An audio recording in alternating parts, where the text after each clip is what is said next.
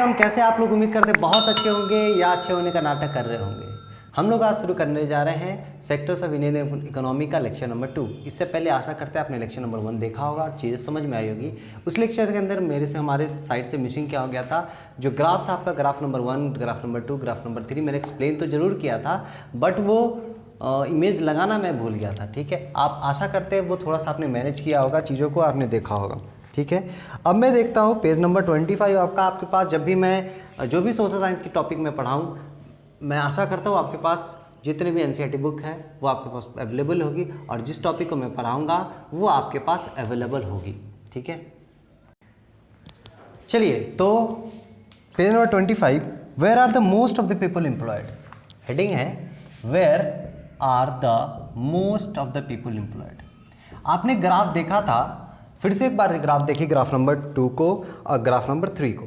Graph number 2 आपको क्या दिखा रहा है कि जो सबसे ज़्यादा एम्प्लॉयड सेक्टर है वो ग्राफ नंबर 2 किसके बारे में है? ग्राफ नंबर 2 आपको जीडीपी के बारे में बता रहा है और ग्राफ नंबर 3 एम्प्लॉयमेंट के बारे में बता रहा है। मतलब जीडीपी मतलब क्या, अगर सीधी बात में समझे, अगर जीडीपी का मतलब, तो जीडीपी हमारे देश की इनकम के बारे में बात कर रहा है। तो ग्राफ नंबर 2 हमारे देश की इनकम के बारे में बात कर रहा है कि किस सेक्टर से सबसे ज़्यादा इनकम है। आपने देखा कि जो 1971 और 1972 के अंदर और 2011 और 2012 के बीच में जो कंपैरिजन किया गया है, तो मेरा ग्रेजुअल शिफ्ट हुआ है। पहले हमारा जो जीडीपी का जो शेयर था वो एग्रीकल्चर में ज़्यादा था, अब जीडीपी का शेयर सबसे ज़्यादा टर्शियरी सेक्टर में आ गया। ठीक है, लेकिन जब आप एम्प्लॉयमेंट की बात करेंगे, ग्राफ नंबर 3 जो दिखा रहा है, जब एम्प्लॉयमेंट की बात करेंगे तो उस तरह से शिफ्ट नहीं हुआ जितना शिफ्ट होना चाहिए था। ये क्या रीज़न है? तो वही हेडिंग है, where are the most of the people employed. Where are the most of the people employed. तो अगर मान लीजिए आप सिंपल से कॉमन सेंस लगाइए, अगर मेरा टर्शियरी से सबसे ज़्यादा पैसा आ रहा है तो वहाँ सबसे ज़्यादा लोग एम्प्लॉय होना चाहिए था। इनकम यहाँ से ज़्यादा आ रहा है, ठीक है, लोग यहाँ पे एम्प्लॉयड होना चाहिए, लेकिन एक्चुअली ऐसा नहीं है। टर्शरी से इनकम ज़्यादा आ रहा है, लेकिन प्राइमरी सेक्टर जो हमारा एग्रीकल्चर का सेक्टर है वहाँ लोग ज़्यादा एम्प्लॉयड है। तो मतलब वहाँ से कम इनकम आ रहा है? ऐसा नहीं, वहाँ से इनकम कम नहीं आ रहा है। वहाँ पे क्या है, 5 लोगों की काम है तो वहाँ 15 लोग लगे हैं। मतलब जो 10 लोग एक्स्ट्रा लगे हैं वो क्या कर रहे हैं, वो ज़बरदस्ती वहाँ पे लगे हुए हैं, क्योंकि उनको उस ढंग का कोई अल्टरनेटिव नहीं मिल रहा है। ठीक है, तो इस तरह के अनएम्प्लॉयमेंट को हम लोग क्या बोलते हैं? डिस्क्यूज्ड अनएम्प्लॉयमेंट। ठीक है ना, मतलब आपको एक तौर पे दिख रहा है कि ये एम्प्लॉयड है, एक तौर पे जब आपकी जनगणना मतलब काउंटिंग होगी कि कौन कौन लोग बेरोजगार है, तो उनका उसमें गिनती नहीं होना है। तो बेरोजगार नहीं है, वो अनएम्प्लॉयड नहीं है, लेकिन एम्प्लॉयड भी नहीं है, तो वो क्या बोलते हैं? डिस्क्यूज्ड अनएम्प्लॉयमेंट। मतलब वो मजबूरी में उस काम में लगे हैं। ठीक है, और हम चीज़ों को इस पर डिटेल हम समझेंगे। तो क्या क्वेश्चन आपसे पूछ सकता है कि वाई कि as gradual shift from in the GDP from the year 1972 to 2011 occur, but these shift do not occur in the employment sector। मतलब जिस हिसाब से हमारे जीडीपी के शेयर में जो ग्रेजुअल शिफ्ट हुआ प्राइमरी से टर्शियरी की ओर, लेकिन उसी तरह से हमारा एम्प्लॉयमेंट के अंदर ये शिफ्ट नहीं हुआ। क्यों नहीं हुआ? क्योंकि उस ढंग से हम जॉब क्रिएट नहीं कर पाए, है ना। अल्टरनेटिव उस ढंग से हम क्रिएट नहीं हुआ, प्रोडक्शन तो हुआ, इनकम बढ़ा, लेकिन हमारा जॉब क्रिएशन नहीं हो पाया उस ढंग से उसमें। ठीक है, तो सबसे ज़्यादा किस में है? आपसे अगर एक लाइन में पूछेगा तो इसका आंसर क्या हो जाएगा? वो टर्शियरी सेक्टर है। सॉरी, एम्प्लॉयड किस में है? तो ये प्राइमरी सेक्टर में है ना, यानी एग्रीकल्चर सेक्टर में। आप देखिएगा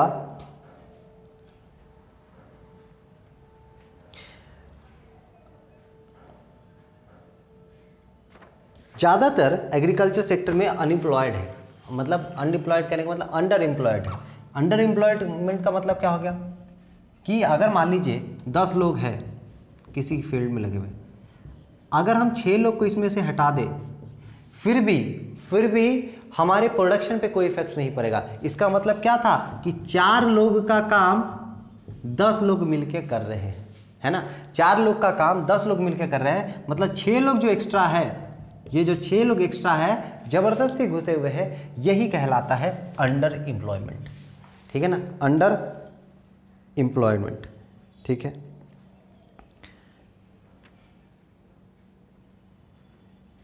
और ये अंडर एम्प्लॉयमेंट आपको जब आपको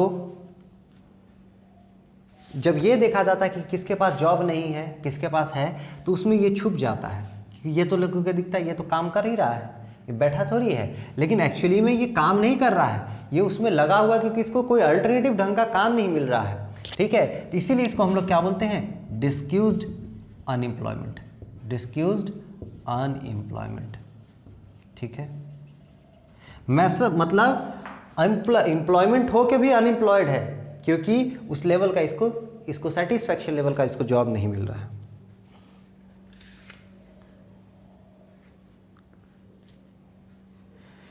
अब आप इसमें आप देख रहे थे पेज नंबर 26 के अंदर एग्जाम्पल के माध्यम से आपको समझाया कि एक स्मॉल फार्म में लक्ष्मी, उसके परिवार में 5 लोग हैं, वो ज्वार बाजरा की खेती करती है, लेकिन 5 लोग एक ही काम में लगे हुए क्योंकि उसका कोई ये अल्टरनेटिव काम नहीं मिल रहा है। मतलब वो क्या, लेबर एफर्ट जो है उसको हम डिवीज़न कर दे रहे हैं काम को, है ना, मतलब उतना ज़रूरत नहीं है फिर भी हम काम को कर रहे हैं। उसके बाद चलिए अगला टॉपिक है हमारा, how to create more employment. हम कैसे एम्प्लॉयमेंट को क्रिएट कर सकते हैं, ये आपके अपने सोचने का तरीका है। अगर इससे क्वेश्चन आता है तो आप इजीली लिख पाइएगा। आप कॉमन सेंस लगाइएगा कि कैसे हम एम्प्लॉयमेंट को बढ़ा सकते हैं, हाउ टू क्रिएट एम्प्लॉयमेंट, है ना। मान लीजिए you are a government, you are a PM and you are a CM, how will you create the employment. तो कैसे बढ़ा सकते हैं, सबसे बड़ा मोर एंड मोर इंडस्ट्री लगाएंगे, है ना, इंडस्ट्री।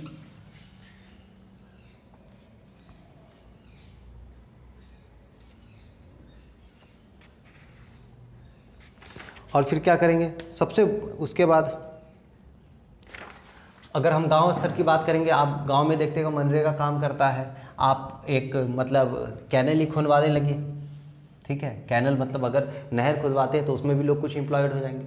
ठीक है, तो इस तरह से चीज़ों को आप क्या कर सकते हैं, ये आपका अपना ये सोचने का तरीका है कि कैसे आप एम्प्लॉयमेंट को क्रिएट कर सकते हैं। ठीक है ना, कैसे आप एम्प्लॉयमेंट को ज़्यादा से ज़्यादा क्रिएट कर सकते हैं।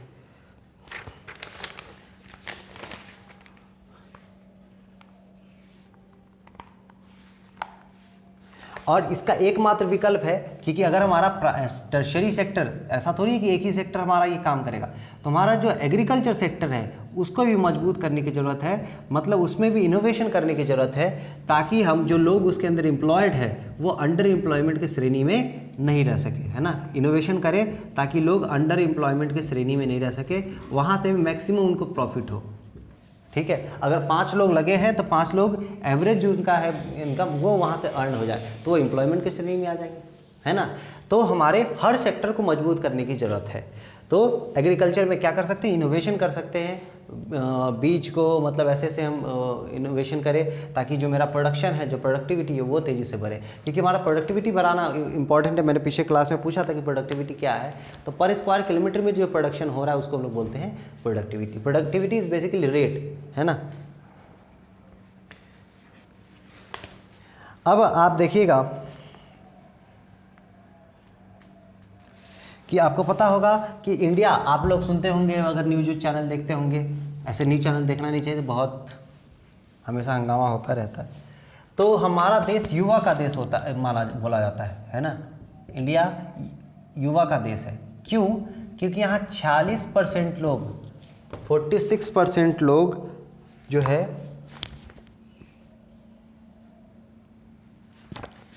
5 वर्ष से 29 वर्ष के बीच के हैं। मतलब अभी जो जनरेशन है ये बहुत लंबा, मतलब आधा आबादी आपका देख रहे हैं 30 साल से कम वाला है, मतलब जॉब की ज़्यादा ज़रूरत है।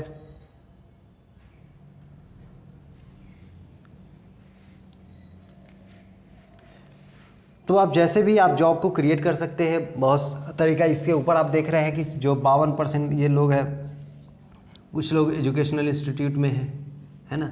तो आप एजुकेशनल इंस्टीट्यूट अलग अलग बनाइए, है ना, तो उससे क्या होगा, रोज़गार बढ़ेगा।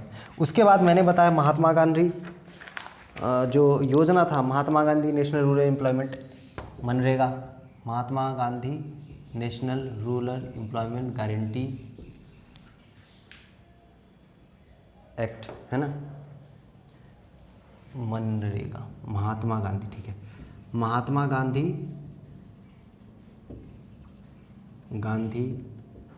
नेशनल रूरल एम्प्लॉयमेंट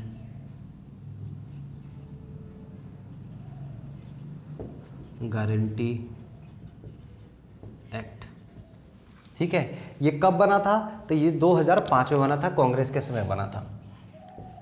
ठीक है, इसके तहत क्या था कि जो गांव के लोग हैं उनको राइट टू वर्क का अधिकार मिला गया। मतलब वर्ष में 100 दिन का यहाँ से ऑब्जेक्टिव क्वेश्चन बन सकता है कि मनरेगा के अंदर कितने दिन का जॉब की गारंटी है। मतलब सपोज डेट आपको जॉब नहीं मिला, तो ऐसे तो राइट टू वर्क है कि 100 दिन का आपको जॉब मिलेगा ही, चाहे कुआं खोदने पे लगा दे तब, चाहे नहर खोदने पे लगा दे तब, चाहे किसी रोड पर कंस्ट्रक्शन में लगा दे, 100 दिन का रोजगार आपको देगा ही ग्रामीण क्षेत्र में। ठीक है, ग्रामीण क्षेत्रों के अंदर Mahatma Gandhi national rural employment guarantee act, ये किसके तहत दिया जा रहा है? तो राइट टू वर्क के तहत, काम करने का अधिकार के तहत। और ये काम करने का अधिकार के तहत कितना दिन का रोजगार दिया रहा है? 100 दिन का। अगर इन केस किसी कारणवश आपको रोजगार नहीं दिया गया तो 100 दिन का आपको पैसा दिया जाएगा भारतीय सरकार की ओर से। ठीक है,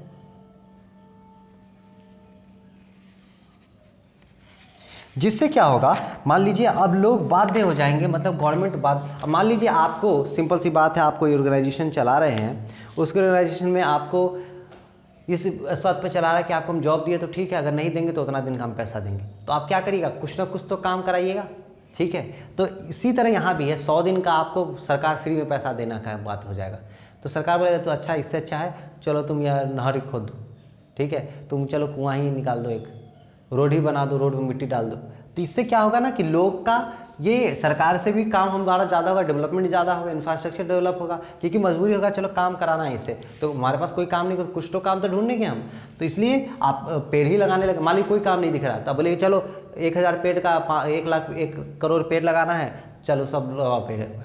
तो ये क्या हो गया, इससे क्या होगा कि हमारा इंफ्रास्ट्रक्चर डेवलप होगा, हमारा इन्वायरमेंट डेवलप होगा, और साथ ही साथ और जो लोगों को रोजगार मिल रहा है 100 दिन का, वो रोजगार मिलेगा। तो केवल क्या ध्यान रखना है, मनरेगा का full form Mahatma Gandhi national rural employment guarantee act. ये कब आया था? तो 2005 में आया था। किसके तहत आया था? राइट टू वर्क के तहत। और इसके अंदर क्या मिलता है? तो 100 दिन का रोजगार मिलता है एक वर्ष के अंदर।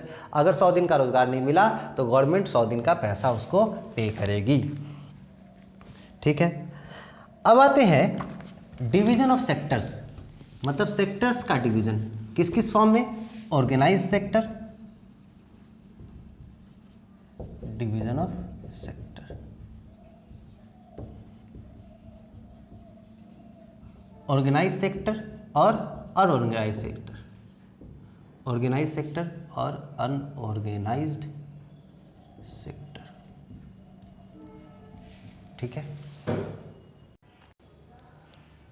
चलिए देखिए, अब क्या है, आपको ऑर्गेनाइज सेक्टर और अनऑर्गेनाइज सेक्टर के बारे में पढ़ना है। मैंने ऑर्गेनाइज सेक्टर का ये लिख दिया है, अनऑर्गेनाइज सेक्टर इसका जस्ट उल्टा होता है। आप लोग बचपन से पढ़ते आ रहे डिफरेंसेस, तो इस ढंग से पढ़ेंगे तो चीज़ें हमें बेहतर ढंग से याद हो। ऑर्गेनाइज का मतलब क्या है, लाइक मान लीजिए आपके घर में कोई ढंग से चीज़ें रखा हुआ है, मान लिया आपके घर में गए, बुक सब कुछ अरेंज करके रखा है, आप मेरे पास आइएगा, हो सकता है मेरा बुक सब कुछ बिखरा हो सकता है नहीं, ऐसे बिखरा ही रहता है मेरा। ठीक है, तो ये अनऑर्गेनाइज्ड हो गया, वो आपका ऑर्गेनाइज्ड हो गया। तो ऑर्गेनाइज सेक्टर यहाँ पे क्या मतलब है कि वैसा वर्क प्लेसेस जहाँ पे सब कुछ फिक्स्ड हो, वहाँ पे रूल्स एंड रेगुलेशन का फॉलो हो रहा है। ऐसा नहीं कि जब मन किया तब हटा दिए, जब मन किया तब रख लिए, ये चीज़ नहीं है। आप एक बार ले लिए हैं तो आपको हटा नहीं सकते, आपको बहुत सारे रूल्स एंड रेगुलेशन को फॉलो करना पड़ता है। ठीक है, तो those work places where terms of employment are fixed, है ना, या एम्प्लॉयमेंट आर रेगुलर, मतलब जो कंडीशन है काम करने का वो रेगुलर है। ऐसा नहीं कि 2 महीना काम करा फिर तीसरा महीना ब्रेक दे दिए, फिर अगला महीना काम करा फिर ब्रेक दे दिए, ऐसा नहीं, तो वो रेगुलर वर्क है। ठीक है, उसके बाद assured work time. Assured work time मतलब क्या, काम करने का निश्चित समय होगा कि 10 बजे से 6 बजे तक, 8 बजे से 4 बजे तक, ऐसा समय होगा, एश्योर्ड वर्क टाइम। ठीक है, अगर इन केस किसी कारण से आपको ओवर टाइम करना पड़ता है, 4 बजे के बदले आपको 8 बजे छुट्टी दे रहा है, 4 घंटा एक्स्ट्रा, तो उसके लिए आपको क्या करता है, पेमेंट मिलता है, तो पेमेंट ऑफ ओवर टाइम। ठीक है, ये सारे ऑर्गेनाइज सेक्टर के अंदर में होता है, प्लानिंग ढंग से होता है। उसका फिक्स सैलरी है, सैलरी आपका फिक्स कर दिया गया, और साथ ही साथ हर साल का आपको इंक्रीमेंट मिलता है, फिक्स सैलरी विथ इंक्रीमेंट। ठीक है ना, ऐसा नहीं कि एक बार 5000 पे फिक्स हो गया तो जीवन भर तक 5000 पे ही चलेगा। ठीक है, रजिस्टर्ड बाय द गवर्नमेंट, और ये गवर्नमेंट के द्वारा रजिस्टर्ड होता है। जिसके गवर्नमेंट के द्वारा रजिस्टर्ड का मतलब क्या, आपको कोई भी अगर कंपनी स्टार्ट करते हैं तो आपको गवर्नमेंट के पास जाके रजिस्ट्रेशन करवाना पड़ता है। क्यों? ताकि आप जो है रूल्स एंड रेगुलेशन को फॉलो करिए। ठीक है, तो रजिस्टर्ड बाय द गवर्नमेंट, इसके कारण उसको क्या करना पड़ता है, रूल्स एंड रेगुलेशन को फॉलो करना पड़ता है। बहुत सारा रूल्स एंड रेगुलेशन है, जैसे आपको फैक्ट्री एक्ट हो गया। फैक्ट्री एक्ट के अंदर आपको कि 18 साल से कम बच्चे को आपको काम नहीं कराना है। ठीक है, एक फिर उसके बाद मिनिमम वेजेज एक्ट है कि कम से कम जो उसका तनख्वाह बनता है किसी भी लेबर का, जो सरकार डिसाइड करती है कि 5,000 रुपया 10,000 रुपया सरकार आपको एक लेबर किसी भी आदमी को रखते हैं तो मिनिमम 10,000 रुपया उसको देना है, तो वो उसको फॉलो करना पड़ता है। तो रूल्स एंड रेगुलेशन को फॉलो करना पड़ता है। और साथ में साथ क्या है, आपको सिक्योरिटी ऑफ एम्प्लॉयमेंट है। सिक्योरिटी ऑफ एम्प्लॉयमेंट मतलब आपको रोजगार मिल गया है तो एकदम से हटा नहीं सकता है। अगर हटाता आपको नोटिस पीरियड देना होगा और बताना होगा कारण, और साथ ही साथ आपको हर जाना चुकाना पड़ता है उसको। तो ये चीज़ समझ में आया। ठीक है, तो वैसा वर्क प्लेस जहाँ पे काम हमको फिक्स्ड है, मतलब रेगुलर काम मिल रहा है, ठीक, ओवर टाइम मिल रहा है, हमको फिक्स सैलरी मिल रहा है इंक्रीमेंट के साथ, फिर हमको रूल्स एंड रेगुलेशन के साथ बाउंडेड है क्योंकि वो गवर्नमेंट के द्वारा रजिस्टर्ड है ना, जो रूल्स एंड रेगुलेशन है। फिर हमारा एम्प्लॉयमेंट सिक्योरिटी है। अगर इसकी बात करें तो यहाँ क्या लिखेंगे, दीज वर्क प्लेसेज वेयर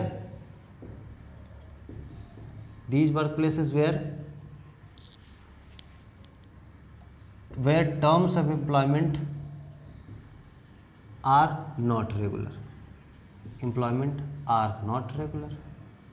ठीक है ना, कुछ नहीं किया हमने, नोट लगा दिया, बस कंप्लीट हो गया। एश्योर्ड वर्क टाइम, तो यहाँ पे क्या किया, नॉट एश्योर्ड। ठीक है, सबके पहले नोट लगा देना, बस खेला खत्म, not assured work time. Same चीज क्या है, payment of over time, not compulsory नहीं है, नॉट कंपल्सरी। ठीक है, दे भी सकता है, depends upon the owner of the firm. ठीक है ना, नॉट कंपल्सरी। उसके बाद registered by the government, no registered. ठीक है, जब रजिस्टर्ड है नहीं है तो फॉलो करेगा क्या, do not follow rules and regulation. ठीक है, 5,000 रुपये भी काम करा रहा है, 1,000 रुपये भी काम करा रहा है। Security of employment, no security of employment. ठीक है ना, देखिए कितना आसान हो गया। ठीक है, नो सिक्योरिटी ऑफ एम्प्लॉयमेंट। समझ में आया? आशा करते हैं आपको ऑर्गेनाइज और अनऑर्गेनाइज सेक्टर चीज़ समझ में आई होगी।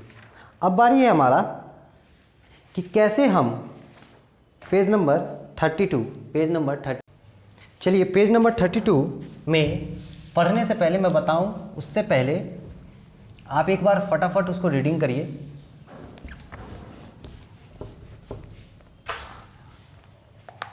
चलिए रीडिंग करिएगा, बाद में आप ये देख लीजिए कि रीडिंग जब तक करिएगा तब तक क्लास ये हो जाएगा, बहुत लंबा हो जाएगा। क्या है, how to protect workers in unorganised sector. How to protect workers in unorganised sector. तो सबसे पहले कौन कौन लोग हैं जो इसके अंदर काम कर रहे हैं, तो आपको अपने आप समझ में आ जाएगा कि इनको कैसे हम बचा सकते हैं, प्रोटेक्ट कर सकते हैं। तो सबसे पहले समझिए कौन कौन लोग हैं। तो बेसिकली हमारा देश जो है, या किसी का भी देश, दो रूप में डिवीज़न होता है, एक रूरल और दूसरा अर्बन। एक रूरल और दूसरा अर्बन। तो रूरल में कौन कौन लोग ऑर्गेनाइज सेक्टर में जाते हैं, तो जो लैंडलेस है, ठीक है, जो लैंडलेस है। उसके बाद जिसके पास छोटा लैंड का टुकड़ा है ना, स्मॉल लैंड प्लॉट। ठीक है,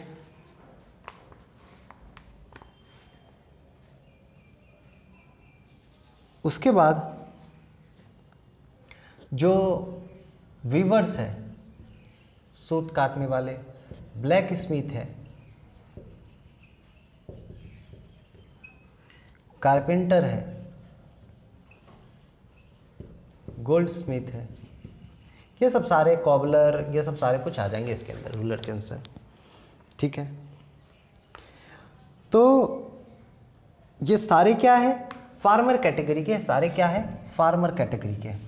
तो इनको हम कैसे प्रोटेक्ट कर सकते हैं, तो फार्मर कैटेगरी के हैं तो इनको हम क्या करेंगे कि सस्ता रेट पे seeds time to time provide करें, इरिगेशन फैसिलिटी हम प्रोवाइड करें, ठीक है, फर्टिलाइजर्स प्रोवाइड करें, ठीक है, और जो लोन है वो सेल्फ हेल्प ग्रुप जो लोन होता है वो हम प्रोवाइड करें। तो हम लोग आगे देखेंगे जो थर्ड चैप्टर उसमें अंदर कैसे हम अलग अलग बहुत सारे ऑर्गेनाइजेशन बनाया गया है, जो स्पेशल हेल्प ग्रुप होता है, स्मॉल हेल्प ग्रुप होता है, अलग अलग समूह के अंदर, है ना, जो कमेटी आप लोग सुनते होंगे उससे पैसा उठा के मिलता है, तो ये शीशे से पैसा इसमें दिया जाता है। अब बहुत सारे काम करें तो वो नेक्स्ट चैप्टर के अंदर पढ़ेंगे इसको। फिर अर्बन एरियाज की बात करें तो कंस्ट्रक्शन वर्कर जो होते हैं, जो बिल्डिंग कंस्ट्रक्शन में लगे हुए हैं, ठीक है, या जो छोटे छोटे फैक्ट्री में लगे हुए हैं, ठीक है, या जो वेंडर्स होते हैं, लाइक वेंडर्स जो स्ट्रीट हॉकर्स होते हैं, ठीक है, बहुत सारा ये सब चीज़ क्या है ऑर्गेनाइज सेक्टर में है। इनको इनके ज़रूरत के हिसाब से इनका काम या तो लोन, छोटा सा लोन दिया जाए ताकि ये काम कर सके, ठीक है, या रॉ मटेरियल कोई ऐसा प्रोवाइड, जैसे मान लीजिए ये बेच रहे कंस्ट्रक्शन वर्कर हैं, इनको ऐसा कर दिया जाए कि आपको काम करना है, मतलब डेली काम दिया जाएगा। इस अगर 400 रुपये आपको डेली मिल रहा है और 20 ही दिन काम मिल रहा है, उससे अच्छा आपको 350 मिले और डेली काम मिले, है ना। तो इस तरह से आपको काम करना होगा, तो इसको हम लोग प्रोटेक्ट कर सकते हैं। साथ ही साथ जो SC STs जो होते हैं, SC STs जो होते हैं, इनका ये भी अनऑर्गेनाइज सेक्टर में बहुत ज़्यादा है, ठीक है। केवल इतना ही नहीं, साथ ही साथ इनको सोशल जो डिस्क्रिमिनेशन होता है उससे भी हमको इनको प्रोटेक्ट करने की ज़रूरत है। सोशल डिस्क्रिमिनेशन जो होता है, लोग सोचते हैं कि अब डिस्क्रिमिनेशन कहाँ होता है सर, अभी बहुत बड़े लेवल पे होता है, ठीक है, आपके घर में हो सकता है, आपके बगल में हो सकता है, आपके पड़ोस में हो सकता है। इस बात का एहसास तब तक नहीं होता है जब तक आपके ऊपर किसी तरह का डिस्क्रिमिनेशन का नहीं है, ठीक है। जिस दिन आपके ऊपर डिस्क्रिमिनेशन आता है तो आपको समझ में आता है डिस्क्रिमिनेशन कितना गलत है। अब आते हैं हम लोग लास्ट टॉपिक हमारा,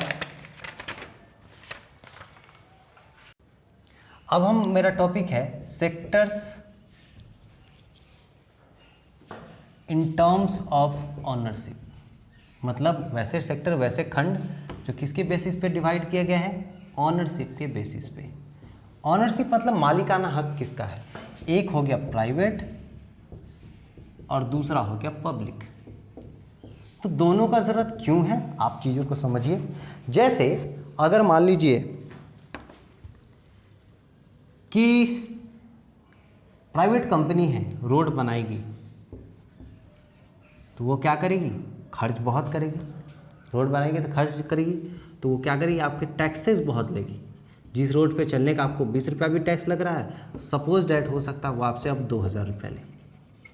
कैन यू बियर, क्या आप बियर कर सकते हैं, मतलब कि आप उसको अफोर्ड कर सकते हैं, नहीं ना।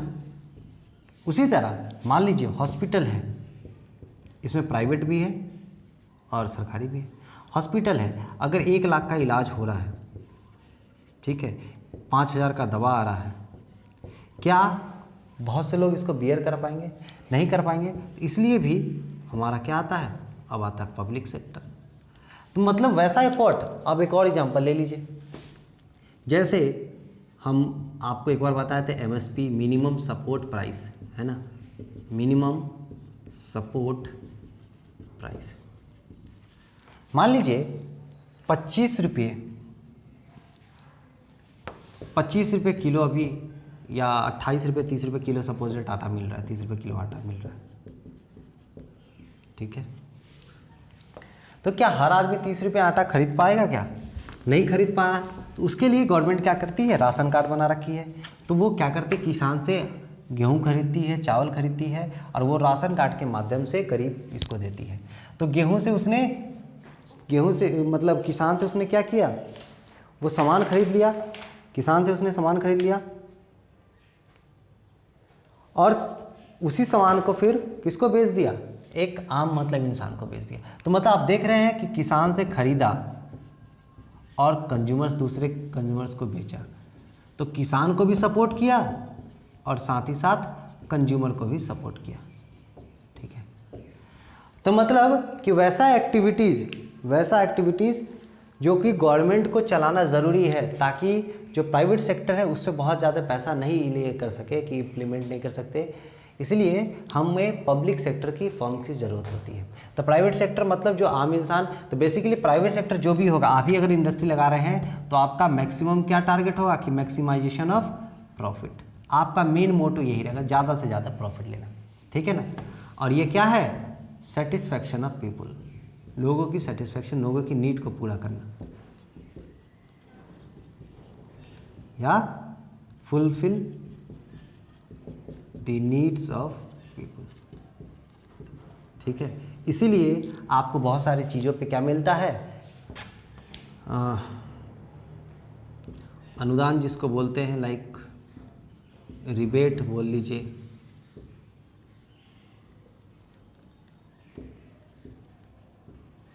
जिसको और बोल सकते हैं सब्सिडी बोल सकते हैं, सब्सिडियरी, ठीक है ना।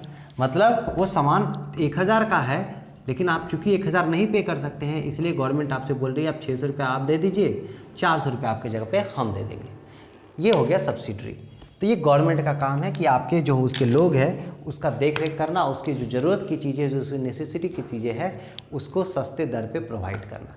इसीलिए हमारा पब्लिक सेक्टर काम करता है, प्राइवेट सेक्टर काम। समझ में आया, sectors in the term of ownership, ownership के हिसाब से जो प्राइवेट सेक्टर और पब्लिक सेक्टर, मतलब प्राइवेट किसी एक आदमी का हो सकता है जिसमें उसका मैक्सिमम टारगेट होगा कि मैक्सिमम प्रॉफिट हो, और पब्लिक सेक्टर के अंदर वैसा फॉर्म जो कि गवर्नमेंट के द्वारा चलाया जा रहा हो और उसका टारगेट है कि लोगों की ज़रूरत को पूरा किया जा सके एट द मिनिमम कॉस्ट।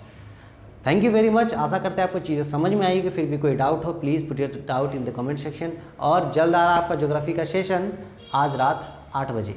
तब तक अपना ख्याल रखिएगा, सुरक्षित रहिएगा। जय हिंद, जय भारत। हो सकता है आपको इसमें वीडियो के अंदर में आपको डिटेल टाइमिंग के बारे में बता दी जाएगी, ज्योग्राफी का सेशन कब होगा। प्लीज़ ज़रूर देखिएगा, मैं गारंटी देता हूँ चीज़ें समझ में आएगी और मज़ा आएगा। लेकिन जो ज्योग्राफी का चैप्टर 1 है वो चैप्टर बहुत बहुत इंपॉर्टेंट है in the term of objective. वहाँ से ऑब्जेक्टिव बहुत सारा बनता है। हो सकता है थोड़ा सा कन्फ्यूजिंग टर्म्स हो, लेकिन प्लीज़ वीडियो को एटलीस्ट 2 बार देखिए और तब कमेंट करिए। ज्योग्राफी का वीडियो एटलीस्ट 2 बार देखिए तब कमेंट करिए। अगर आप 3 बार देख लेते तो और अच्छी बात है, मिनिमम 2 बार देखिए तब कमेंट करिए। मैं गारंटी देता हूँ चीज़ें समझ में आएगी। 5 से 6 वीडियो के अंदर वो चीज़ें समाहित होगी, वीडियो चैप्टर नंबर 1। और अपने दोस्तों के साथ प्लीज़ शेयर करिए, जितना ज़्यादा शेयर करिएगा, जितना सब्सक्राइबर बढ़ाइएगा, हमें वीडियो बनाने में मदद मिलेगी। Thank you very much. जय हिंद, जय भारत, जय बिहार।